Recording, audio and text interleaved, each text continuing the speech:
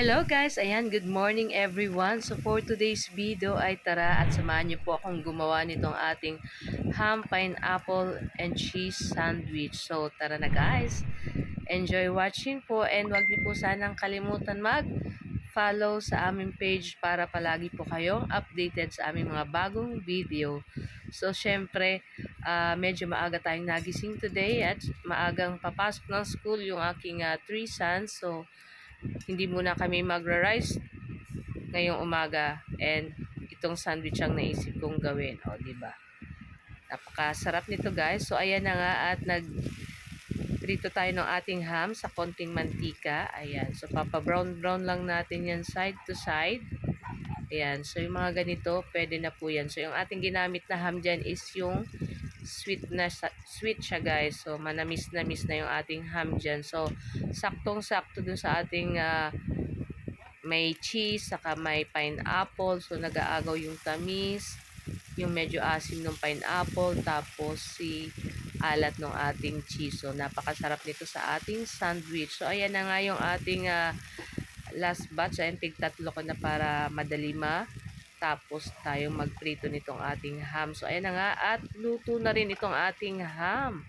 So, i-ready na rin natin dyan yung ating 4 na pirasong pineapple slice. Yan yung nabibili natin na sa lata lang. Ayan. So, lulutuin lang natin yan ng bahagya. Papa-brown-brown lang natin yan. Parang mag-caramelize or mag-ano yung lasa nitong ating pineapple. So, yung ganito po, pwede na yan.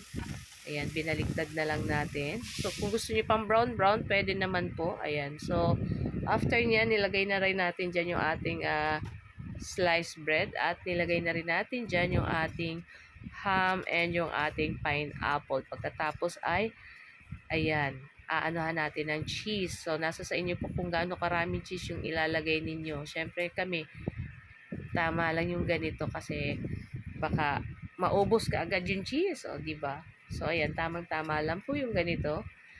Ayan, ako, napakasarap nitong ating breakfast today. Ayan. So, ganun din po sa ating iba pang sliced bread, ganun pa rin po yung ating gagawin. Medyo ito toast lang natin ng bahagya yung ating sliced bread para medyo pag kinain mo may crunchy-crunchy sa mga paligid. Ayan. Kasi medyo na toast ng konti lang naman. So, kung gusto nyo toasted talaga, ayan, nasa sa inyo po. So, ayan na nga. At ayan pa, yung ating napakasarap na ham, pineapple, and cheese sandwich. Nako guys, kayo po ba anong breakfast nyo today? Ayan. So, ayan na nga. At okay na rin to guys. So, binaliktad na natin dyan yung ating sliced bread. Ayan, nag-brown-brown na rin to guys. Ayan, pasensya na kayo. At may sipon pa ako. Nawala yung ubo ko, sipon naman. Ayan.